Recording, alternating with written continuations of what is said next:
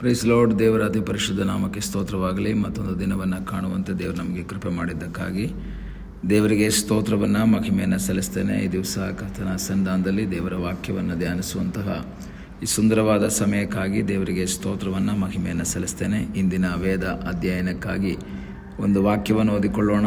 2 ಅರಸುಗಳ ಪುಸ್ತಕ 6ನೇ ಅಧ್ಯಾಯ 3ನೇ ವಾಕ್ಯ. ಅವರಲ್ಲೊಬ್ಬನು, ದಯವಿಟ್ಟು ನೀನು ನಿನ್ನ ಸೇವಕರಾದ ನಮ್ಮ ಜೊತೆಯಲ್ಲಿ ಬರಬೇಕು ಎಂದು ಬೇಡಿಕೊಂಡನು. ಎಲೀಷನು ಬರುತ್ತೇನೆ ಎಂದು ಹೇಳಿ ಅವರೊಡನೆ ಹೊರಟನು. ಇಲ್ಲಿ 6ನೇ ಅಧ್ಯಾಯದ ಪ್ರಾರಂಭದ ವಾಕ್ಯದಿಂದ ಓದುವಾಗ ಎಲೀಷನ ಜೊತೆ ಕೆಲವು ಪ್ರವಾದಿ ಮಂಡಳಿಯವರು, ಪ್ರವಾದಿ ಶಿಷ್ಯರುಗಳು ವಾಸ ಮಾಡ್ತಾ ಇದ್ದಾರೆ. ಆಗ ಅವರು ಬಂದು ಎಲೀಷನ ಹತ್ರ ಹೇಳ್ತಾನೆ, ನಾವು ನಿನ್ನ ಜೊತೆಯಲ್ಲಿ ವಾಸಿಸುತ್ತಿರುವಂತಹ ಈ ಸ್ಥಳ ಬಲು ಇಕ್ಕಟ್ಟಾಗಿದೆ, ನಮಗೆ ಸ್ವಲ್ಪ ಇಕ್ಕಟ್ಟಾಗಿದೆ. ಆದ್ದರಿಂದ ನಾವು ಯೋರ್ದಾನಿಗೆ ಹೋಗಿ ಪ್ರತಿಯೊಬ್ಬನು ಒಂದೊಂದು ತೊಲೆಯನ್ನು ಕಡ್ದುಕೊಂಡು ಬಂದು ನಮಗೋಸ್ಕರ ಒಂದು ಮನೆಯನ್ನು ಮಾಡಿಕೊಳ್ಳೋಣ ಅಂತ ಹೇಳ್ತಾರೆ. ಆಗ ಅವ್ರು ಹೇಳ್ತಾರೆ, ಎಲೀಷ ಹೇಳ್ತಾನೆ, ಆಯಿತು ನೀವು ಹೋಗ್ಬೋದು ಅಂತ ಹೇಳ್ತಾನೆ. ಅಂದಿನ ಕಾಲದಲ್ಲಿ ಎಲಿಯನಿಗೆ ಶಿಷ್ಯರುಗಳಿದ್ದರು. ಅದರಲ್ಲಿ ಒಬ್ಬನಾಗಿದ್ದ ಎಲೀಷ. ಅದೇ ರೀತಿಯಲ್ಲಿ ಎಲಿಯನ ನಂತರ ಎಲೀಷನಿಗೂ ಶಿಷ್ಯರುಗಳಿದ್ದಾರೆ. ಪ್ರವಾದಿ ಮಂಡಳಿಯವರು ಜೊತೆಯಲ್ಲಿದ್ದಾರೆ. ಅವರೆಲ್ಲರೂ ಪ್ರವಾದಿಗಳ ಸಹಕಾರಿಗಳಾಗಿ, ಸಹಾಯಕರಾಗಿ ಜೊತೆಯಲ್ಲಿದ್ದು ಸೇವೆಯಲ್ಲಿ ಪಾಲ್ಗೊಳ್ಳುವಂತಹ ವ್ಯಕ್ತಿಗಳು. ಈಗ ಅನೇಕರಿರೋದರಿಂದ ಅಲ್ಲಿ ಸ್ಥಳ ಕಡಿಮೆಯಾಗಿದೆ. ಕಡಿಮೆ ಆದಂಥ ಸಮಯದಲ್ಲಿ ಅವ್ರು ಹೇಳ್ತಾರೆ, ನಾವು ಹೋಗಿ ಒಂದೊಂದು ತೊಲೆಯನ್ನು ಕಡ್ಕೊಂಡು ಬಂದು ನಾವು ಒಂದು ಮನೆಯನ್ನು ಮಾಡ್ಕೊಳ್ಳೋಣ, ಸ್ವಲ್ಪ ವಿಶಾಲವಾದ ಮನೆಯನ್ನು ಮಾಡ್ಕೊಳ್ಳೋಣ ಅಂತ ಹೇಳಿದಾಗ ಎಲೀಷ ಅದಕ್ಕೆ ಬೇಡ ಅಂತ ಹೇಳಲ್ಲ. ಎಸ್ ಯು ಕ್ಯಾನ್ ಗೋ, ನೀವು ಹೋಗಬಹುದು ಅಂತ ಹೇಳ್ತಾನೆ. ಆದರೆ ಒಬ್ಬ ಹೇಳ್ತಾನೆ, ಸ್ವಾಮಿ ನೀನು ಸಹ ನಮ್ಮ ಜೊತೆಯಲ್ಲಿ ಬರಬೇಕು. ಸ್ವಾಮಿ ನೀವು ನಮ್ಮ ಜೊತೆಯಲ್ಲಿ ಕೊಡ್ಲಿ ತೊಗೊಂಡು ಬರಬೇಡಿ, ಕಡಿಯೋಕ್ಕೆ ಬರಬೇಡಿ, ಕೆಲಸ ಮಾಡೋಕ್ಕೆ ಬರಬೇಡಿ, ತೊಲೆ ಹೊತ್ಕೊಳ್ಳೋಕೆ ಬರಬೇಡಿ, ನಾವೆಲ್ಲ ಮಾಡ್ತೀವಿ. ಆದರೆ ನೀವು ನನ್ನ ಸಂಗಡ ಅಥವಾ ನಮ್ಮ ಜೊತೆಯಲ್ಲಿ ನೀವು ಸಹ ಬರಬೇಕು. ಎಲೀಷನಿಗೆ ಅದು ಕೇಳಿದ ತಕ್ಷಣವೇ ಸಂತೋಷ ಆಗುತ್ತೆ. ಅವ್ರು ಹೇಳ್ತಾರೆ, ನಾನು ಬರ್ತೀನಿ ಅಂತ ಹೇಳ್ತಾರೆ. ಓಕೆ, ನಾನು ಬರ್ತೀನಿ. ಹಾಗೆ ಎಲೀಷ ಅವ್ರ ಜೊತೆ ಹೋಗೋದನ್ನು ನಾವು ನೋಡ್ತೀವಿ. ಹೀಗೆ ಅವ್ರು ಹೋಗಿ ಯೋರ್ದಾನನ್ನು ಮುಟ್ಟಿ ಮರಗಳನ್ನು ಕಡಿತಿರುವಾಗ ಒಬ್ಬನ ಕೊಡಲಿಯ ಕಾವು ತಪ್ಪಿ ನೀರೊಳಗೆ ಬಿತ್ತು. ಅವನು, ಅಯ್ಯೋ ಸ್ವಾಮಿ, ನಾನು ಅದನ್ನು ಎರವಾಗಿ ತಂದಿದ್ದೆ, ಅದು ನಷ್ಟವಾಯಿತು ಅಂತ ಹೇಳ್ತಾನೆ. ದೇವರ ಮನುಷ್ಯನು ಅಥವಾ ಎಲೀಷನ ಕೇಳ್ತಾನೆ, ಅದು ಎಲ್ಲಿ ಬಿತ್ತು ಅಂತ ಕೇಳಿದಾಗ ಅವನ ಸ್ಥಳವನ್ನು ತೋರಿಸ್ಕೊಡ್ತಾನೆ. ದೇವರ ಮನುಷ್ಯನು ಮರದಿಂದ ಒಂದು ತುಂಡು ಕಟ್ಟಿಗೆಯನ್ನು ಕಡಿದು ಅಲ್ಲಿ ಹಾಕ್ತಾಗ ಕೊಡಲಿ ತೇಲಾಡುತ್ತೆ. ಕೊಡಲಿ ಮೇಲೆ ಬಂತು. ಏನು ಇದರ ಒಂದು ಅರ್ಥ ಏನು? ಎಲೀಷ ಇವಾಗ ಅವ್ರಿಗೆ ಹೇಳ್ತಾರೆ, ನೀವು ಹೋಗಬಹುದು ಅಂತ ಹೇಳಿದಾಗ ಅವರು ರಿಕ್ವೆಸ್ಟ್ ಮಾಡ್ಕೊಳ್ತಾರೆ, ನೀವು ಸಹ ನಮ್ಮ ಜೊತೆ ಬರಬೇಕು. ಪ್ರಿಯ ದೇವರ ಮಕ್ಕಳೇ, ನಮ್ಮ ಜೀವಿತದ ಪ್ರತಿಯೊಂದು ಕ್ಷಣಗಳಲ್ಲಿ ಯೇಸುವಿನ ಸಾನ್ನಿಧ್ಯ ನಮಗೆ ಬೇಕು.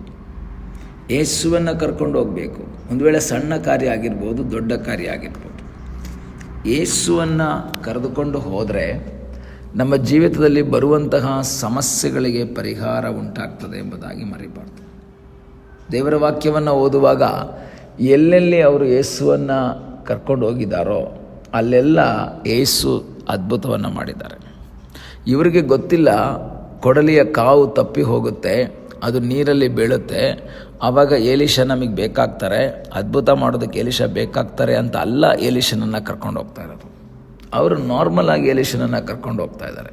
ಅದೇ ರೀತಿಯಲ್ಲಿ ನಾವು ಯೇಸು ಸ್ವಾಮಿಯನ್ನು ಕರಿಬೇಕಾದದ್ದು ಸಮಸ್ಯೆ ಬಂದಾಗ ಬೇಕಾಗತ್ತೆ, ಇಕ್ಕಟ್ಟುಗಳು ಬಂದಾಗ ನಮಗೆ ಹೆಲ್ಪ್ ಮಾಡೋಕ್ಕೆ ಬೇಕಾಗತ್ತೆ ಅಂತಲ್ಲ. ಯೇಸು ಸ್ವಾಮಿ ಖಾನಾ ಊರಿನ ಮದುವೆಯಲ್ಲಿ ಹೋಗಿದ್ದಕ್ಕೆ ಕಾರಣ ಬೈಬಲ್ ಹೇಳುತ್ತೆ, ಅವರು ಯೇಸುವನ್ನು ಶಿಷ್ಯರನ್ನು ಕರೆದಾಗ ಯೇಸ್ವಾಮಿಯ ಮದುವೆ ಮನೆಗೆ ಹೋಗ್ತಾರೆ, ಅಲ್ಲಿ ಆ ಸಮಸ್ಯೆಗೆ ಪರಿಹಾರ ಆಗುತ್ತೆ. ಇಂದು ಬೆಳಗಿನ ಸಮಯದಲ್ಲಿ ನಿನ್ನ ಜೀವಿತದ ಸಮಸ್ಯೆ ಬಂದ ನಂತರ ಅಲ್ಲ ನೀನು ಯೇಸುವನ್ನು ಕರಿಬೇಕಾದದ್ದು. ಸಮಸ್ಯೆ ಬರುವುದಕ್ಕಿಂತ ಮೊದಲೇ ಅಥವಾ ನೀನು ಒಂದು ಕಾರ್ಯವನ್ನು ಮಾಡುವುದಕ್ಕಾಗಿ ಬಯಸುವುದಕ್ಕಿಂತ ಮೊದಲೇ ನೀನು ಯೇಸುವನ್ನು ನೀನು ಕರೆಯುವುದಾದರೆ ಆತ ನಿನ್ನ ಸಂಗಡ ಬರ್ತಾನೆ. ಆತ ನಿನ್ನ ಸಂಗಡ ಬರೋದಾದರೆ ನಿನ್ನ ಎಷ್ಟೇ ಸಮಸ್ಯೆಗಳು ಬಂದರೂ ಸಹ ನೀನು ನಿರಾಶೆ ಪಡಬೇಕಾದ ಅವಶ್ಯವಿಲ್ಲ, ನೀನು ಭಾರ ಪಡಬೇಕಾದ ಅವಶ್ಯವಿಲ್ಲ. ಕಾರಣ ಯೇಸು ನಿನಗಾಗಿ ಅದ್ಭುತ ಮಾಡ್ತಾನೆ. ಏಸು ನಿನಗಾಗಿ ಅದ್ಭುತವನ್ನು ಮಾಡ್ತಾನೆ. ಅನೇಕರ ಸಮಸ್ಯೆ ಏನು ಅಂದರೆ, ಸಮಸ್ಯೆಗಳು ಬಂದ ನಂತರ ಏಸುವನ್ನು ಕರೀತಾರೆ. ಎಲ್ಲ ಅನುಕೂಲವಾಗಿರುವಾಗ ಅವರು ಯೇಸುವನ್ನು ಕರೆಯಲ್ಲ. ಎಲ್ಲವೂ ಚೆನ್ನಾಗಿರುವಾಗ ಅವರು ಯೇಸುವಿನ ಸಾನ್ನಿಧ್ಯವನ್ನು ಬಯಸಲ್ಲ. ಸ್ವಾಮಿ ನೀವು ನಮ್ಮ ಜೊತೆ ಬರಬೇಕು ಅಂತ ಕರೆಯಲ್ಲ. ಸಮಸ್ಯೆಗಳು ಬಂದ ನಂತರ ಅವರು ಯೇಸುವನ್ನು ಕರೆಯೋದಕ್ಕಾಗಿ ಹೋಗ್ತಾರೆ. ಆದರೆ ಯೇಸ್ವಾಮಿ ಹೇಳ್ತಾರೆ, ಯೋಹನ 15ನೇ ಅಧ್ಯಾಯದಲ್ಲಿ ಓದ್ತೀವಿ, ನೀವು ನನ್ನನ್ನು ಬಿಟ್ಟು ಏನೂ ಮಾಡಲಾರಿರಿ. ಈ ಹಗಲಿನ ಸಮಯದಲ್ಲಿ ನನ್ನನ್ನು ಕೇಳುವ ಪ್ರಿಯ ದೇವರ ಮಕ್ಕಳೇ, ನಿನ್ನ ಜೀವಿತದ ಉತ್ತಮ ಸನ್ನಿವೇಶದಲ್ಲಿರುವಾಗಲೇ ನೀನೊಂದು ಕಾರ್ಯವನ್ನು ಮಾಡುವುದಕ್ಕಾಗಿ ಆರಂಭಿಸುವುದಕ್ಕಿಂತ ಮೊದಲೇ ಕರ್ತನಿಗೆ ಆ ವಿಷಯವನ್ನು ಹೇಳಿ, ಸ್ವಾಮಿ ನಾನು ಇಂಥದ್ದನ್ನು ಮಾಡಬೇಕು ಅಂತಿದ್ದೀವಿ, ಸ್ವಾಮಿ ನಮ್ಮ ಜೊತೆ ನೀನು ಬರಬೇಕಪ್ಪ, ನಮ್ಮ ಸಂಗಡ ನೀನು ಬರಬೇಕೆಂಬುದಾಗಿ ನೀನು ಕರೆಯೋದಾದರೆ ನಿನ್ನ ಜೀವಿತದಲ್ಲಿ ಆ ಕಾರ್ಯವನ್ನು ಮಾಡುವಾಗ ಬರುವಂಥ ಸಕಲ ಸಮಸ್ಯೆಗಳಿಗೂ ಪರಿಹಾರವನ್ನು ಕೊಡುವುದಕ್ಕೆ ಶಕ್ತನಾದೊಬ್ಬ ದೇವರಿದ್ದಾನೆ. ಆತನಲ್ಲಿ ಆಶ್ರಯಿಸಿ ಆತನನ್ನು ಕರೆದುಕೊಂಡು ಆತನ ಸಾನ್ನಿಧ್ಯದಲ್ಲಿ ಕಾರ್ಯಗಳನ್ನ ಮಾಡುವಂತೆ ದೇವರ ಸಹಾಯ ಮಾಡಲಿ. ಕಣ್ಣುಗಳನ್ನ ಮುಚ್ಚೋಣ, ಪ್ರಾರ್ಥನೆ ಮಾಡೋಣ. ನಮ್ಮನ್ನು ಬಹಳವಾಗಿ ಪ್ರೀತಿ ಮಾಡುವ ಪರಲೋಕದ ತಂದೆಯಾದ ದೇವರೇ, ಒಳ್ಳೆಯ ಸಮಯಕ್ಕಾಗಿ ಸ್ತೋತ್ರ. ಮತ್ತೊಂದು ಆವರ್ತಿ ನಿನ್ನ ಸನ್ನಿಧಾನದಲ್ಲಿ ನಾವು ಬಂದಿದ್ದೇವೆ ಅಪ್ಪ. ನಾವು ಮಾಡುವಂಥ ಪ್ರತಿಯೊಂದು ಕಾರ್ಯಗಳಲ್ಲಿ ನಿನ್ನ ಸಾನ್ನಿಧ್ಯ, ನಿನ್ನ ಆಶೀರ್ವಾದ ನಮ್ಮ ಸಂಗಡ ಇರಲಿ ಎಂಬುದಾಗಿ ನಾವು ಪ್ರಾರ್ಥಿಸ್ತೇವೆ. ಅದ್ಭುತವನ್ನು ಮಾಡುವಂಥ ದೇವರು ನೀನಾಗಿರೋದಕ್ಕಾಗಿ ನಿನಗೆ ಸ್ತೋತ್ರ.